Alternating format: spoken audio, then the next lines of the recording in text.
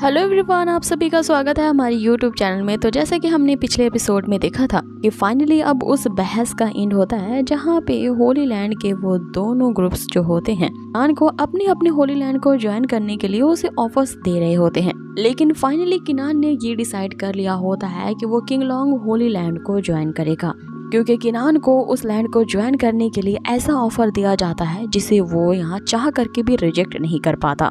उसे किंगलोंग होली लैंड के जो ग्रेट एल्डर होते हैं वो ये कहते हैं कि तुम्हारे ये गॉड ऑफ वॉर स्पिरिट से रिलेटेड जितने भी सवाल हैं, तुम्हारे मन में अपने स्पिरिट को लेकर के जितने भी सवाल उठ रहे हैं, उन सब का जवाब सिर्फ मैं ही दे सकता हूँ। किनान पिछले 2 साल से इस सवाल का जवाब जानने के लिए काफी ज्यादा डिस्परेट था, इसलिए वो ये ऑफर को सुनते ही तुरंत ही हामी भर देता है कि वो किंगलोंग होली जो लैंड को ज्वाइन करेगा।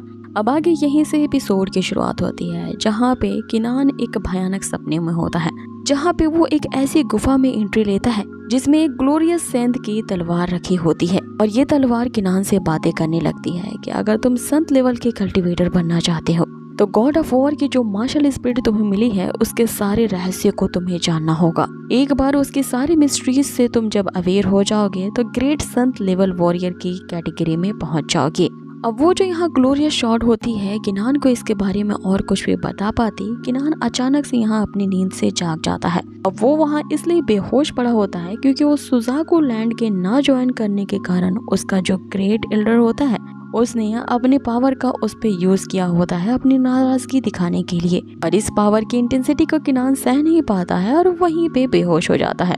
अब आगे उसके होश आते ही वो अपने सामने किंगलोंग होली लैंड के ही ग्रेट एल्डर को देखता है। अब यहाँ ग्रेट एल्डर इतने ज्यादा हाई लेवल के कल्टीवेटर होते हैं कि किनान जो भी मन में सोच रहा होता है वो उसके सारे सोचों को जानते थे, जिससे कहने लगते हैं कि तुम सही सोच रहे हो, मैं वही ग्रेट एल्डर हूँ किंगलोंग होली लैंड का। लेकिन अफसोस, जिन सवालों के जवाब तुम जानना चाहते हो मैं उनका जवाब तुम्हें अभी नहीं दे सकता।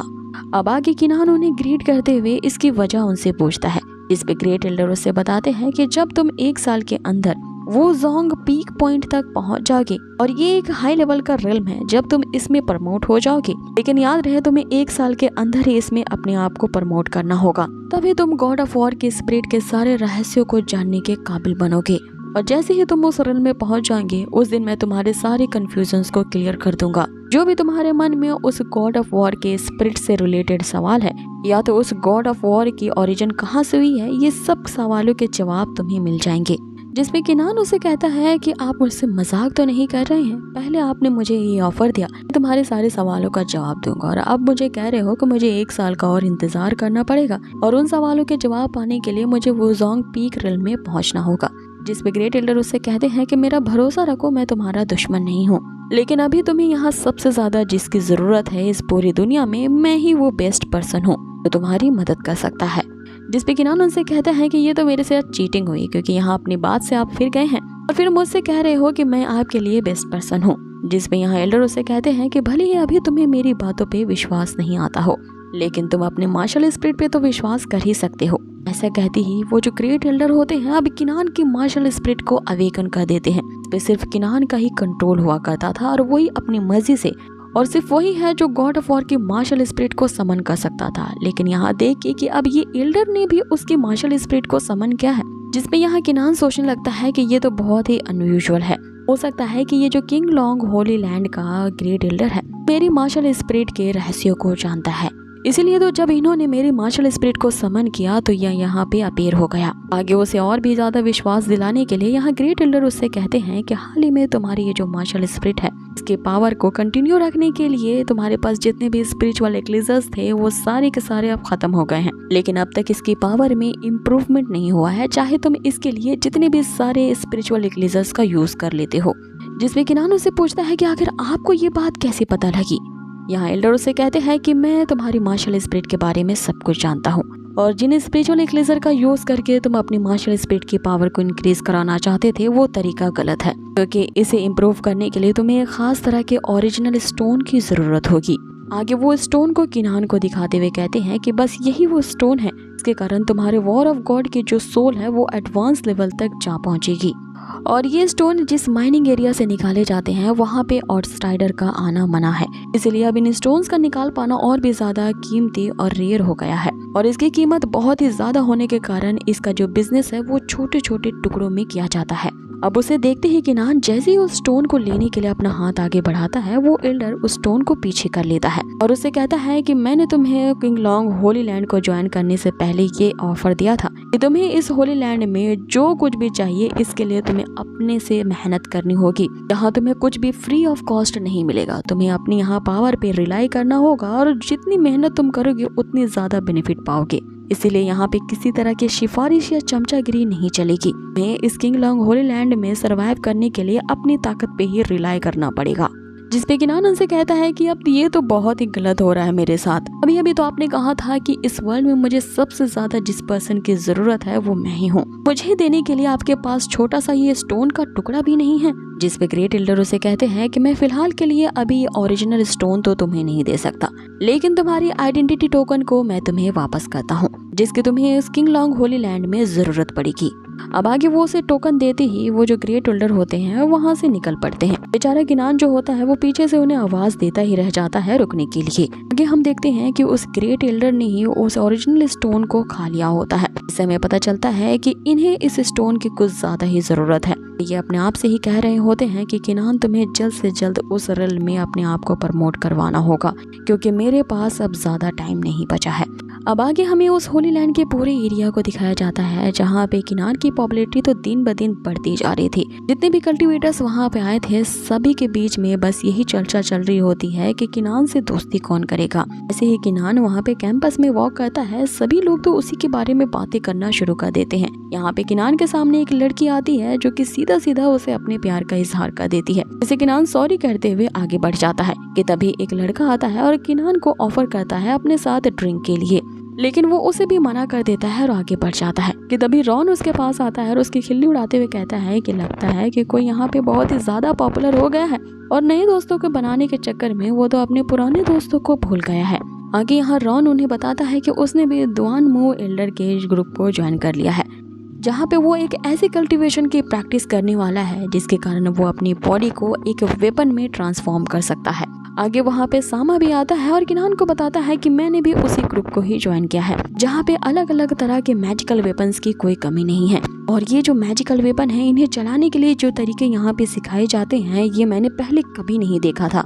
कि तभी वहाँ पे म्याओ म्याओ आती है, किनान के किनारे ले जाते हुए कहती है कि तुम्हें उस ग्रेट एल्डर ने क्या बातें की तुमसे, जरूर उन्हें तो तुम्हें अच्छा खासा ट्रेजर दिया होगा, तो लाओ उस माल में से मेरा आधा हिस्सा दे दो, क्योंकि मैंने ही तो तुम्हें कहा था कि उस किंग लॉन्ग होली लैंड को ज्वाइन करो। तो उस ग्रेट एल्डर से मिलने वाले जितने सारे ट्रेजर्स होंगे उसका आधा हिस्सा मैं रखूंगी। जिसपे किनान यहाँ पे लंबी गहरी सांस लेते हुए उससे कहता है कि कौन सा ट्रेजर, कैसा ट्रेजर? उस एल्डर ने तो हमें धोखा दे दिया, ट्रेजर के नाम पे उन्होंने सिर्फ मुझे एक आइडेंटिटी टोकन दिया है। जिसपे म्याओ म्याओ उसे कहती है कि तुम्हारी अकल क्या उस समय घास चरने गई थी? अब ये तुम्हें ये फ्री फोकट का टोकन दे रहे थे तो तुम उनसे कह नहीं सकते थे कि मुझे ये टोकन नहीं बल्कि आपके द्वारा दिया गया ट्रेजर्स है जिसके बारे में आपने वादा किया था। जिसपे यहाँ किनान इमोशनल होते हुए कहता है कि इसका मतलब है कि तुम यहाँ पे पूरी रात मेरी रखवाली करने के लिए दरवाजे के बाहर ही रही। जिसपे म्याओ म्याओ इस बात से शर्मा जाती है और उससे कहती है कि अपने आप को ना कुछ ज्यादा ही स्पेशल मत समझो। ऑब्वियस सी बात है मुझे तुम्हारी चिंता थी और जब तुम बेहोश होकर के गिर गए तो ये जानने के लिए कि तुम ठीक हो कि नहीं ऑब्वियसली मुझे रुकना ही पड़ा, लेकिन ज्यादा यहाँ पे खुश होने की जरूरत नहीं है, मुझे तुम्हारे बारे में कोई फिक्र वकर नहीं है। और मैं भी तुम्हें यहाँ बताने के लिए आई हूँ कि मैंने भी उस दुआनमो एल्डर के ही ग्रुप को ज्वाइन किया है। कि तभी वहाँ पे एक न्यू कैरेक्टर जावली की एंट्री होती है, जो कि किनान को दूर से आवाज देते हुए कहती है कि जब तुम सभी दुआनमो एल्डर के ग्रुप को ज्वाइन कर रहे हो तो वहाँ तुम्हें मैं ही मिलूंगी, इसलिए बेहतर ही होगा कि मुझसे परिचय कर लो। जावली किनान के पास आती है और उसे कहती है कि लॉर्ड ने उसे ये इन्फॉर्मेशन दी है कि तुम्हें कुछ ओरिजिनल स्टोन्स की जरूरत है और मैं उस जगह के बारे में जानती हूँ जहाँ से वो रॉ स्टोन्स निकाली जाती हैं। आगे वो उस जगह को बताने के लिए यहाँ पे जो जावली होती है वो किनान को अपने साथ ले जा रही होती है। ये देख के तो इधर म्याओ की जलन का ठिकाना नहीं होता, उसे लग रहा होता है कि किनान को कहीं ये लड़की अपनी तरफ अट्रैक्ट ना कर ले, इसलिए वो उन दोनों से कह रही होती है कि इस सेक्ट में यहाँ मेन और वुमेन का इस तरह से हाथ पकड़ना वर्जित है, इसलिए तुम्हें कहीं भी जाना है तो बिना हाथ पकड़े भी तो जा सकते हो। अब अगले सीन में हमें काफी दिनों के बाद शी दिखाई जाती है, जो कि किनान के द्वारा मिले गए लेटर को पढ़ के काफी ज्यादा खुश होती है। वो उसके लिए काफी खुश होती है और किनान के द्वारा अपने लिखे गए एक लेटर को भेजती है। अब उसकी ये मुस्कान को देख करके ज्वालिंग सेक्ट के एल्डर वहाँ पे उससे पूछते हैं कि लगता है कि उसी लड़के का खत आया है। ऋषि शर्माते हुए उसे बताती है कि किनान जो है वो होली लैंड पहुंच चुका है। जहाँ पे पहुंचते ही वहाँ के बारे में उसने सभी चीजों की रिपोर्ट दी है, जिस पे एल्डर उसे कहते हैं कि तो फिर चलो तुम्हारे भी प्रैक्टिस करने का समय आ गया है, क्योंकि तुम्हें भी एक न एक दिन वहीं पे जाना है, तो इसमें अब देरी नहीं करनी चाहिए। अब आगे जो शी होती है यहाँ अपने मास्टर के पीछे चल पड़ती है। इधर दूसरी तरफ होली लैंड में अगले सीन में हम देखते हैं कि दोनों एल्डर ने अपने सारे डिसेबल्स का स्वागत किया होता है। सबको बताते हैं कि आज से तुम सभी को ये जाओली लीड करेगी। आगे वो जाओली का ये ऑर्डर देते हैं कि इन सभी को इनके रहने के लिए इस होली लैंड ने जो मेंशन दिया है वहाँ पे ले जाओ, ताकि ये कुछ टाइम के लिए रेस्ट कर ले, क्योंकि आगे हमें एक बहुत ही एडवेंचरस जर्नी पे निकलना है। अब वे पांचों यहाँ पे अपनी एक खास सवारी पे निकल पड़ते हैं। सबसे ज्यादा वो जो सामा होता है वो फनी तरीके से उस हंस पे बैठा होता है, बिल्कुल मेंढक की तरह। जाओली जो होती है वो यहाँ सुजाकू होली लैंड के बारे में उन्हें इन्फॉर्मेशन देती है। सुजाकू लैंड में आयरन ट्रेनिंग जो है वो हमारे किंग लॉन्ग होली सेक्ट के आयरन ट्रेनिंग से बिल्कुल ही अलग है। हमारे किंग लॉन्ग होली सेक्ट का तो बस एक ही मेन मोटो है, और वो ये है कि हमें हर तरह की कंडीशन में अपने आप को सरवाइव रखना है।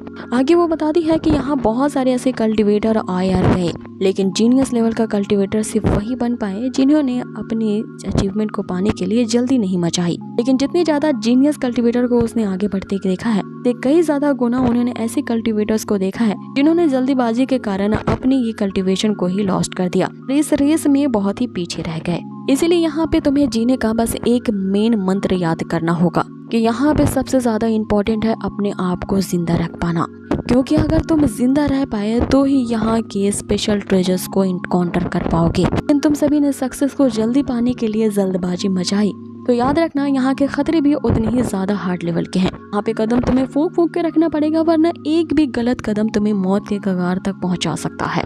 अब आगे जाओली ने तो यहाँ पे इस तरह की स्पीच दी होती है जिससे उन्हें मोटिवेशन कम और डर ज्यादा लग रहा होता है। अब आगे यहाँ किनान की जर्नी किस नए मोड़ पे जाने वाली है ये जानेंगे हम इसके नेक्स्ट एपिसोड में।